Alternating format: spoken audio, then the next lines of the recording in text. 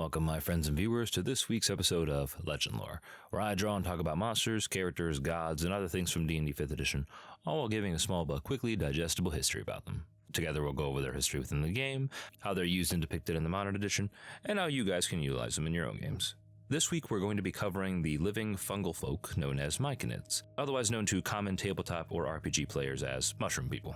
Myconids are some of my favorite monsters to use for both swamp and subterranean encounters, so I'm very excited to be covering this. Getting right into it, Myconids are quite literally mushroom people, ambulatory fungal entities who take on humanoid shapes when encountered, and usually stand between 2 to 12 feet tall, depending on their age and the amount of fungal cropping. Most Myconids take on the qualities and properties of the local fungi in the area, which means that you can have literally thousands of different Myconid types in terms of aesthetic and biology. As such, Myconids can range from ghoulish deathcaps to playful and bulbous baby bellas, with some subtypes even being able to secrete a poisonous ooze. While they're oftentimes identified as a plant creature type within most tabletop settings, in real life, fungi, and by extension Myconids, are actually their own distinct life forms separate from plants and animals. And I've actually made use of this for a Myconid NPC that we'll go over later on in this video. In terms of Myconid abilities, while their afflictions of poison would depend on the type of Myconid that they were, most if not all Myconids can channel the use of spores for a variety of different reasons, from using them to communicate with both Myconids and non-Myconids, to spreading noxious fumes and debilitating inhalants when in danger, almost kind of like a squid inking when it's scared. This was because Myconids, save for the largest ones, were fairly weak when it came to combat scenarios. Being born from fungi and mushrooms, they weren't exactly sturdy or fast, and so they worked hard to stay out of dangerous areas and remain underground where few people could bother them. While using their spores to communicate, young Myconids could only present emotions and raw feeling, whereas older Myconids could grasp complex languages and present information in a more tangible and clear manner. Additionally, the Myconid Sovereign, a subtype that often served as the ruler over a Myconid tribe, was capable of using something called animator spores. The Sovereign would coat a dead body in these spores, and in time these corpses would arise and be controlled by fungal growths that the Sovereign had introduced to it. These corpses could serve as spies, guards, or laborers for the Myconid tribe, and lasted until the body had fully decomposed and was no longer capable of being animated. There were even cases of particularly violent Myconids creating an alternate version of the animator spore, capable of being thrown on a living creature and killing them within 3 minutes before the reanimation began. Use of this ability is something that I've expanded upon in my own games, leading to some interesting, almost body horror experiences when my players have encountered Myconids. But besides the Sovereign, there existed two other subtypes of Myconid. The Expansionist, which were largely martially inclined Myconid warriors who wielded spikes on their fists, and Rot Priests, who were capable of both healing other Myconids and taking on the damage inflicted on Myconids that were near their vicinity, inflicting necrotic damage in response to their attackers in turn. In terms of their behavior, Myconids, in contrast to many of the other brutal denizens of the Underdark, were actually innately averse to violence and aggression. While they would maintain a healthy caution around outsiders, Myconids were known to accommodate and even provide shelter to those who approached them peacefully. Beyond that, Myconids dedicated themselves to a strict schedule of working for the colony and engaging in a culturally important process known as melding. Melding is described as the central core of any experience for a Myconid, serving as a sort of mixture of entertainment, social interaction, meditation, and even worship in regard to the main two centers of Myconid religion, that being their patron god Silifir and the archdemon of fungi, Zuktboy. Myconids mainly melded with others of their own kind, but many believe that it was possible for a Myconid to show a non-Myconid the experience, with enough time and effort. Furthermore, melding was considered to be so important to Myconids that they viewed the avoidance of active conflict and anxiety to be crucial to preserving it, resulting in many Myconids taking on the philosophy of being present in the moment, leaving behind the regrets of the past and the worries of the future due to the fact that they could do nothing to change either. Only the here and now was worthy of their attention, and this had brought on several discussions as to whether or not Myconids are actually a hive mind, or if they remain individuals with their own thoughts or feelings, the answer of which can be very different depending on the Dungeon Master. In regards to running Myconids in combat, while I've said that they are generally averse to violence and confrontation, that doesn't mean that the Myconids are purely defenseless or content to just stand back and let themselves be slaughtered. Rather, I recommend that Myconids are masters of two things: evading danger, and encouraging others to do violence in their stead to protect them. Myconids rarely ever travel outside of their own den, meaning that when found in the Underdark or in other fungi-ridden areas, they're usually either singular or in small parties of up to 2 or 3. Myconids would only be encountered en masse within their own dens, where they have the home field advantage and can maintain high control over their enemy's sensory state. The majority of Myconid spores are near impossible for the naked eye to see, so your party will be largely unprepared to suffer the effects if they wish to engage in melee combat with these creatures. When forced to fight, Myconids will only use their spores to escape or their fists to attack as a last-ditch effort, as they themselves don't really carry weapons or armor due to their refusal to meet violence with violence. Finally, if their spores don't work or their fists can't bat the aggressors off of them, Myconids will simply run away, fleeing to other colonies and using their many fungal growths as highways to make daring escapes, as very few creatures have the same ability to meld into these highways and pursue them in that manner. I've created a few homebrew Myconid stat blocks for you guys to use in your games that provides a variety of different spore options to play with, from the hallucinatory veil spores to sleepy time sleep spores, to the violent rage spore that will have Underdark raiding parties or murder hobo PC parties tearing each other apart in seconds. They can all be found in the description below. But with all the official stuff out of the way, here are some ways that I'd like to put my own personal spin on Myconids and mushroom people in general. I'm a fan of the belief that Myconids are not just simple peace-loving mushroom humanoids, like how tree ants are sentient trees or how fire elementals are just living flame.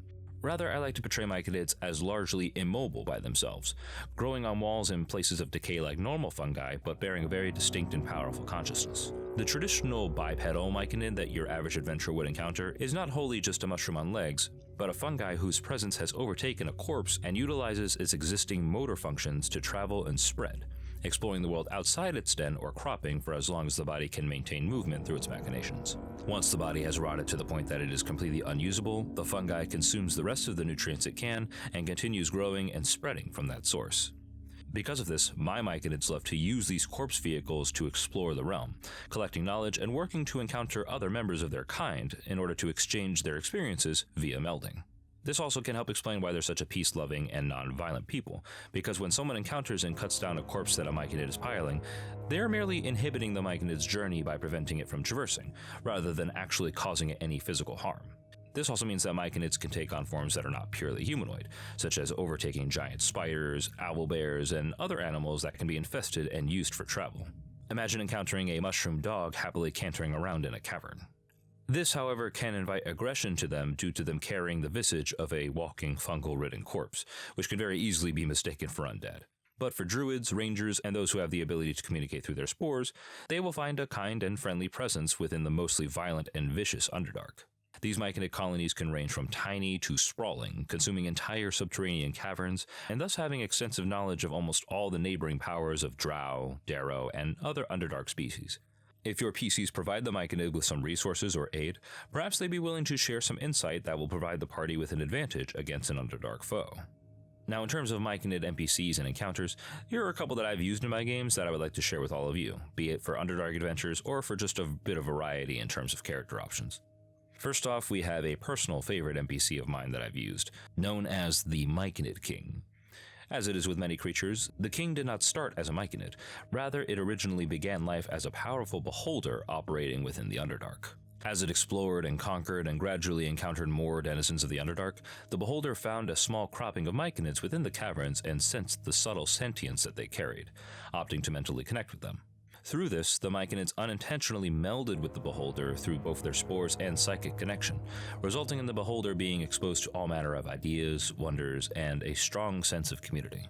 When the beholder slept that night, it dreamed of the connection and the Myconids who had shared that experience with it, which resulted in it inadvertently dreaming itself into a powerful mixture of aberration and Myconid. Having lost the previous ambition for control and expansion, the Myconid king arose and approached the cropping of his new kin once again, devoting himself to their wish for pilgrimage, travel, peace, and experience. As such, the Myconid king is a large, beholder-shaped piece of fungi, and whereas most Myconids use corpses to travel and they will eventually rot to the point of unusability, the Myconid king's unique beholder-born ability of dreaming things into reality allows it to reform itself enough to avoid this eventual fate, maintaining independence and the ability to traverse where it wishes for as long as it wishes to. While it does keep in with the Myconid tradition of pacifism, the king is incredibly protective over its own kin, and will resort to the use of eye-beams and other malevolent powers held from its previous form to defend its kin. It could also serve as a great patron for grave or death domain clerics, necromancy wizards, Circle of Spores druids, and even Great Old One or Undying warlocks. Now, in contrast to the Myconid king, the Myconid queen, instead of being an aberration, is actually an archfey, wielding the domains of lust and fertility. Most players in my game come across the Queen in very precarious or curious situations, and while she keeps with the Myconid traditions of wanting to voyage and explore, she has a habit of getting herself into trouble. Her goal as the Queen of the Myconids is to spread spores all over the material plane, so that there is no place in the world that her kin cannot visit, touch, or experience. This extends to the mortals that she also encounters, and she loves cavorting with fellow adventurers and cultivating relationships to learn new things, all of which become part of the Myconid repository and are shared amongst her people via melding. Some of her non-Myconid cohorts can even choose to become mushrooms and Myconids themselves, when they eventually die. From a mechanics perspective, the Myconid Queen keeps to their practice of nonviolence and pacifism, more so out of a belief that death will come for everyone eventually, rather than avoiding it out of fear for her own safety. She doesn't exactly need to hurry it along. However, to protect herself and her kin, she can make use of powerful spores that attack and manipulate the senses of those who breathe them in.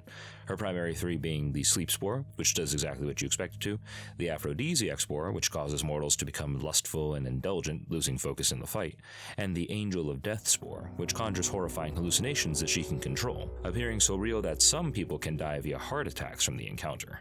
I often like to introduce her to the PCs via being found trapped or imprisoned or otherwise caught in some sort of situation that the PCs can help her out of. Such as my more recent session where she had been found with her spores being harvested by alchemists as a potent drug, for which to sell on the black market.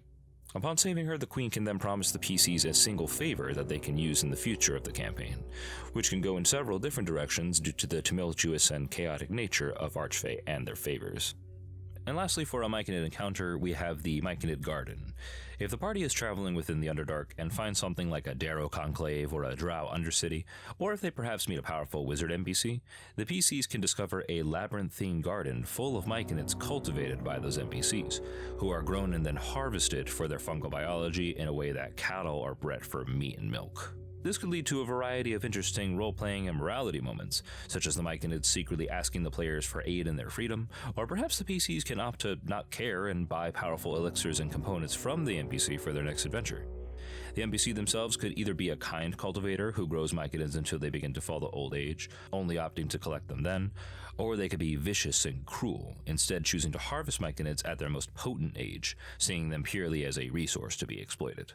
That'll surely light a fire under many of your druid players. In relation to that, in terms of Myconid components, should your PCs decide to bring the hammer down upon such a kindly and peaceful people, or should the PCs defeat an enemy of the Underdark and find Myconid-based loot on their person, the effects of the fungi they collect could vary from type to type. Fly agaric Myconids can be brewed into hallucinogenics, deathcap Myconids could be made into deadly poisons, and so on and so forth. You can create your own homebrew fungi and then apply them to Myconid subtypes if you wish, which could allow you to have any sort of different niche occurrences within your world.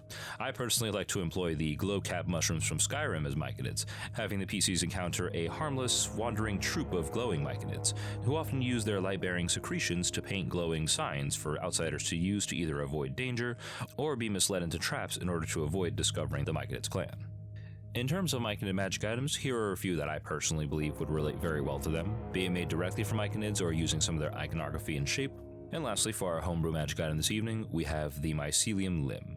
The Mycelium Limb is a wondrous item that does not require attunement, but instead attaches onto a piece of armor or equipment that the PC is currently attuned to. It takes the form of a simple fungal growth that matches the color and shape of the item that it is connected to. Once per long rest, when you reduce a target that is the same size category as you to 0 hit points, you can use the limb to infest the target with animator spores. The target then resurrects as a Mycelian animate, a stat block of which that I have also included in the description below. This Mycelian animate scales with the PC as you level and fights until it is reduced to 0 hit points or until it suffers any form of fire damage. Upon either of those occurring, it collapses into a lifeless corpse once again. And with that, that's our coverage of the Myconid and Mushroom people, everybody. I want to thank all of you guys for watching. If you enjoyed the video, please like, share, and subscribe, and press the little bell icon to be notified of future videos. And also comment down below how you guys have encountered or used Myconids in your games, as well as what you guys would like to see in upcoming videos. But until then, I'll see you guys next time.